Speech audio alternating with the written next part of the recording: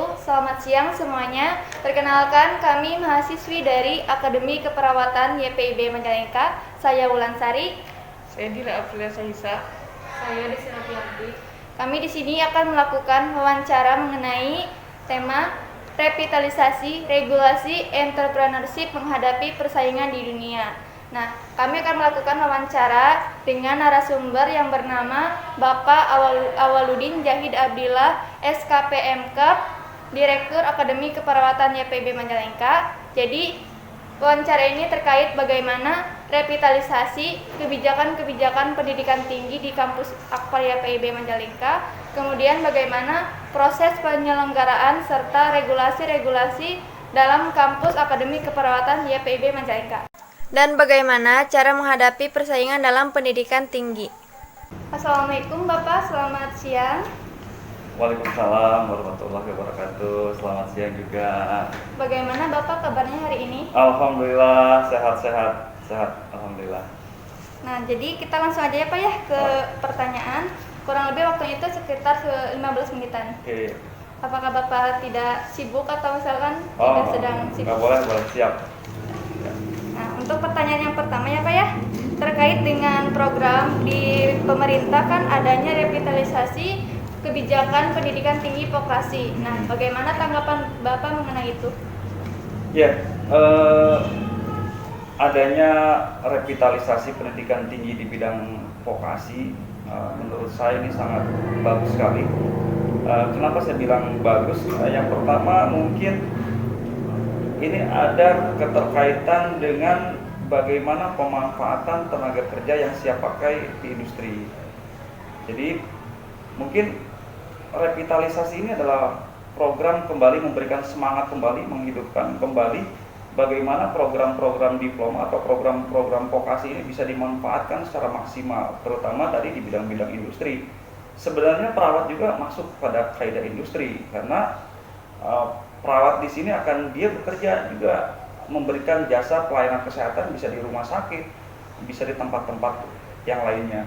Jadi revitalisasi ini bertujuan bukan hanya peningkatan gelar-gelar saja pada saat kita melakukan pendidikan tinggi, tapi mungkin ada kecenderungan bagaimana lulusan-lulusan ini tepat guna, bisa kompeten, bisa berkualitas dengan sasaran perkembangan industri.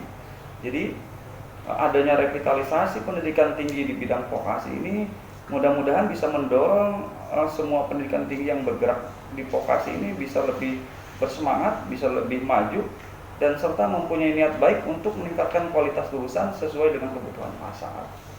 Mungkin begitu ya. Kemudian bagaimana cara mengimplementasikannya di kampus Akademi Keperawatan YPIB ini Pak? Ya, mau tidak mau bahwa di adanya kebijakan revitalisasi pendidikan vokasi ini pasti akan berdampak kepada semua bidang vokasi. Salah satunya kita yang bergerak di AKPER, jadi Akademi Keperawatan atau di profesi perawat. Nah, sebenarnya AKPER ini ada perawat ini ada dua bagian ya, ada pendidikan vokasi dan ada pendidikan profesi. Nah, kita yang bergerak di vokasi ini akan searah dan beriringan dengan program pemerintah. Bagaimana lulusan-lulusan kita nanti walaupun D3 dia mampu mencapai tahap kualitas yang emang dibutuhkan sesuai dengan kualifikasi yang dibutuhkan oleh rumah sakit. Nah, implementasi dalam pendidikan di AKPER pertama adalah penguatan kurikulum. Penguatan kurikulum ini kita ketahui bahwa adanya mahasiswa serta proses itu harus sesuai dengan hasil. Nah, hasilnya adalah lulusan, dan hasil ini harus bisa digunakan atau hasil ini harus bisa bersaing pada era industri sekarang ini. Berarti hasil yang diluluskan oleh AKPER YPIB Majalengka harus bermanfaat. Nah, inilah butuh kurikulum yang kuat. Selain kurikulum yang kuat, dibutuhkan juga tenaga pengajar yang baik guna mendukung bagaimana tercapaian kompetensi serta kualitas lulusan. Selain itu, kita juga harus bisa memandang mahasiswa sebagai sumber daya yang baik. Berarti ada mahasiswa ada bahan untuk menjadikan tenaga-tenaga atau lulusan-lulusan yang berkualitas.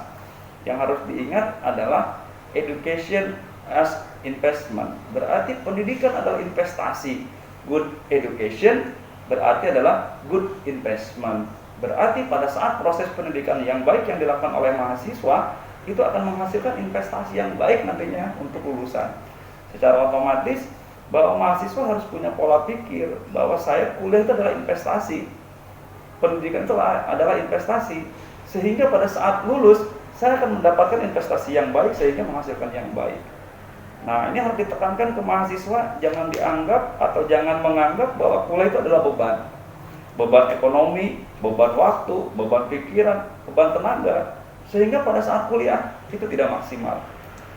Dan mungkin yang harus kita perhatikan adalah lingkungan pendidikan. Nah, lingkungan pendidikan di Akbar, saya sangat concern sekali bagaimana meningkatkan bagaimana lingkungan di Akbar ini baik keadaan laboratorium, keadaan kelas dan lingkungan sekitar itu bisa mendukung proses tercapainya kualitas pendidikan yang baik. Dan lingkungan juga termasuk bagaimana sikap daripada staf, sikap dari para dosen, sehingga bisa memberikan kenyamanan baik dalam bekerja, baik dalam mengajar, maupun dalam lingkungan dengan mahasiswa. Makanya kalau misalkan kita lihat, kok kalau ketemu dengan dosen mudah, ketemu dengan direktur saja mudah. Itu adalah sesuatu hal yang kita perhatikan untuk mendapatkan bagaimana kenyamanan ini bisa didapatkan oleh lingkungan.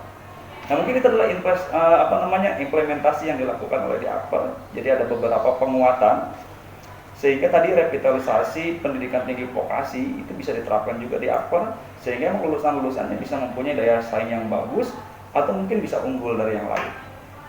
Baik Pak, terima kasih atas jawabannya. Kita lanjut ke pertanyaan berikutnya Pak ya. Apakah kampus ini selalu ada pembaharuan atau inovasi-inovasi baru untuk mengembangkan aksesibilitas, kuantitas, dan kualitas di kampus Akbar YPIB ini? Ya, yang harus diingat bahwa penyelenggaraan pendidikan tinggi di Akbar itu pasti akan selaras atau akan mengacu kepada regulasi-regulasi yang ada. Salah satunya adalah Undang-Undang Nomor 12 Tahun 2012 tentang pendidikan tinggi, termasuk juga terkait dengan Permendikbud Nomor 3 kalau nggak salah Tahun 2020 tentang standar pendidikan tinggi.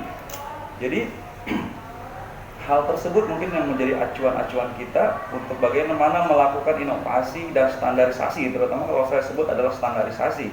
Karena kalau inovasi itu tanpa standarisasi itu akan percuma. Jadi yang kita capai adalah yang pertama adalah bagaimana melakukan standarisasi pendidikan. Berarti kita akan mencapai target-target tertentu dulu. Setelah itu, inovasi ini penting. Kenapa inovasi ini penting? Karena kampus mempunyai kewenangan untuk mengembangkan baik dalam sistem pendidikan yang ada di internal maupun pengembangan yang dilakukan dalam meningkatkan kualitas lulusan. Nah, ini pun akan kita akan dilaksanakan secara reguler dan secara bertahap. Tidak mungkin ini berkembang sini tidak. Pasti ada proses pengembangan, kita evaluasi, nanti kita kembangkan.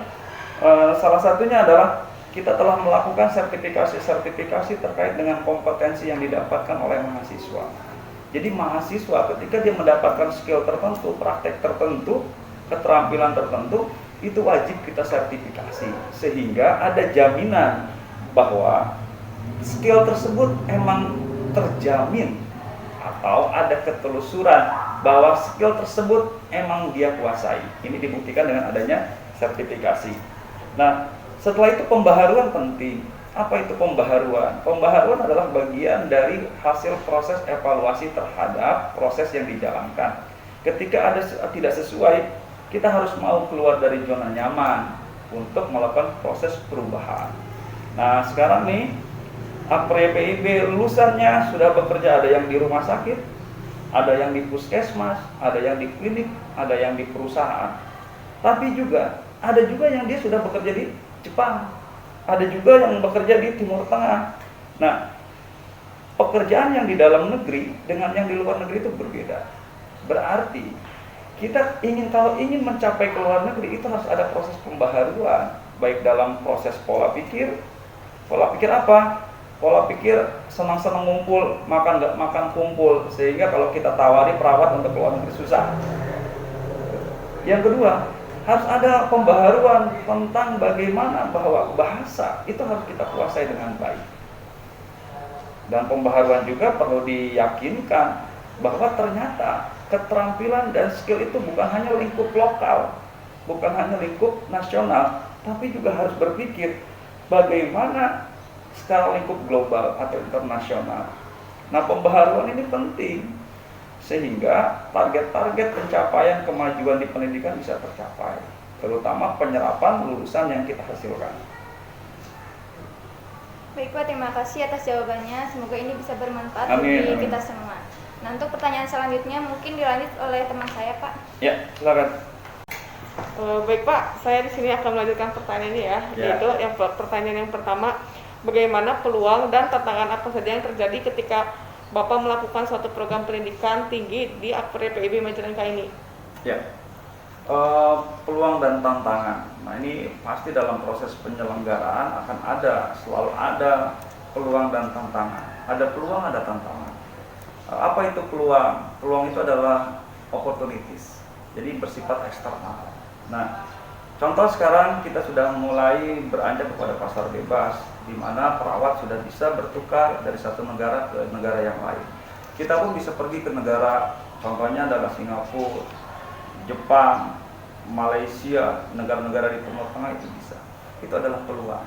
Ternyata dengan adanya revitalisasi pendidikan vokasi, ternyata peluang-peluang perawat D3 kita masih bisa digunakan di rumah sakit, baik di nasional maupun di internasional.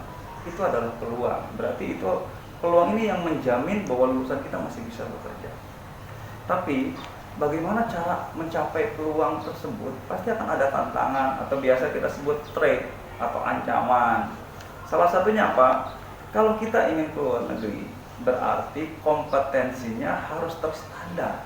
Bukan standar kita, tapi standar pasar yang ada di luar negeri. Kalau contohnya yang paling mudah adalah kalau kita mau bekerja jadi perawat di Jepang, minimal harus bisa bahasa Jepang. Tidak mungkin kita pergi ke Jepang dengan bahasa Indonesia. Nah, sama ketika kita ingin bekerja di Amerika, berarti kita harus juga bisa berbahasa Inggris dengan baik, dengan standar-standar tes yang sudah ditentukan, dan terutama juga terkait dengan level kompetensi. Dan ini juga akan berkorelasi mungkin dengan disebutnya teknologi, mungkin penggunaan teknologi. Nah, kita bisa menggunakan teknologi di kita nih sekarang. Lihatlah mesin USG-nya, alat USG-nya seperti apa, alat yang lainnya seperti apa.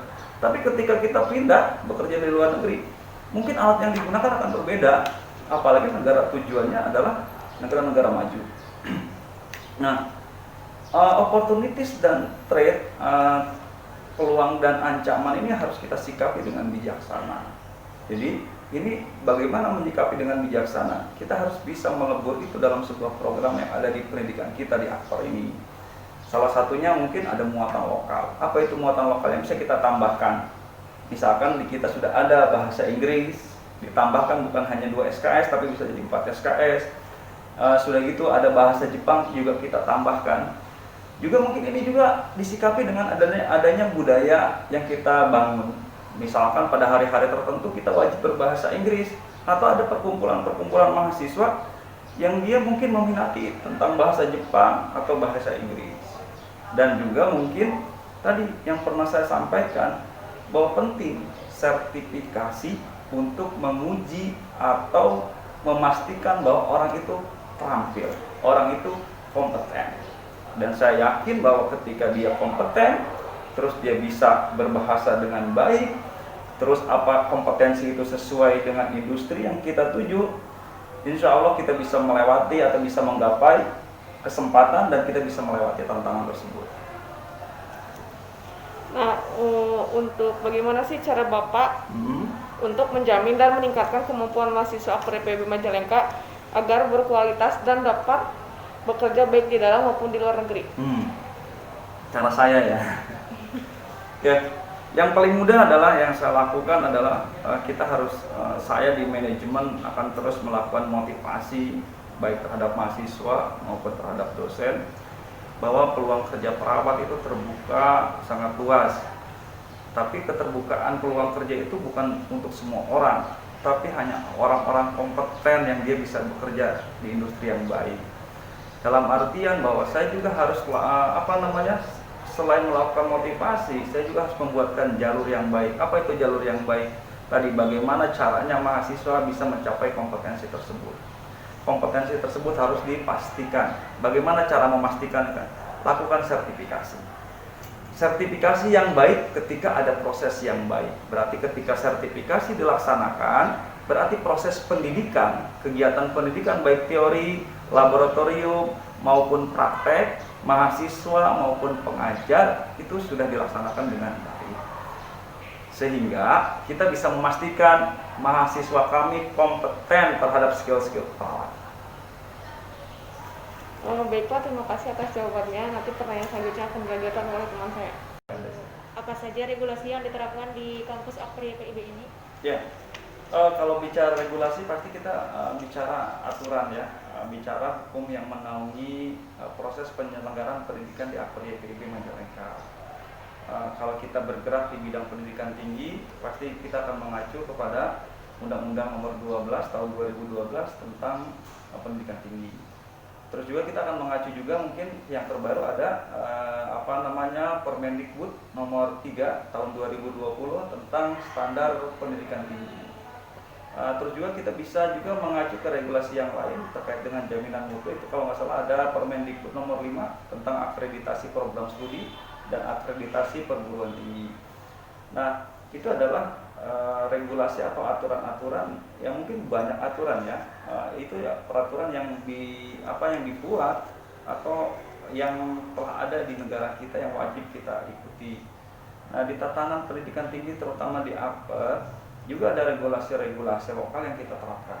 Contohnya adalah ada peraturan akademik, ada peraturan kemahasiswaan, dosen, peraturan-peraturan terkait dengan tenaga pendik atau tenaga kependidikan, juga bagaimana tata pamong keorganisasian yang kita terapkan. Jadi, sebenarnya regulasi itu banyak, tapi yang jelas bahwa di Akpri YPIB pasti akan mengacu kepada regulasi yang diterapkan pemerintah. Yang intinya bahwa regulasi itu akan menjamin lulusan Akper ini berkualitas, bisa diserap di lapangan pekerjaan. Apalagi kalau nanti akan mungkin ada evaluasi atau ada aturan-aturan lagi atau ada regulasi yang mengatur sistem penjaminan mutu. Jadi ada SPMI. SPMI itu standar penjaminan mutu internal. Jadi kita juga akan melakukan proses-proses penjaminan mutu. Bagaimana penyelenggaraan pendidikan di Akper ini sesuai dengan regulasi atau standar atau tidak. Dan tadi ada sistem akreditasi. Akreditasi adalah sistem penjaminan mutu eksternal. Jadi yang dilakukan baik oleh pemerintah atau lembaga akreditasi mandiri. Bagaimana penyelenggaraan pendidikan di Akper ini memang terstandar yang baik. Berarti terstandar itu adalah sesuai dengan regulasi yang telah ditetapkan. Terus Pak, bagaimana cara kampus Akpri YPIB ini menghadapi persaingan dalam bidang pendidikan tinggi kesehatan di dunia? Strategi apa saja yang dilakukan? Ya. Apa yang dilakukan Akper untuk menghadapi persaingan? Sebenarnya kalau saya pribadi di Akper tidak memandang bahwa lembaga lain yang menyelenggarakan pendidikan kesehatan itu saingan. Tapi saya cenderung sebagai mitra. Jadi sebagai mitra ini adalah kita bisa maju bersama. Tapi yang bersaing itu adalah bagaimana kita bisa bersaing untuk mendapatkan mutu yang bagus. Jadi persaingannya persaingan sehat.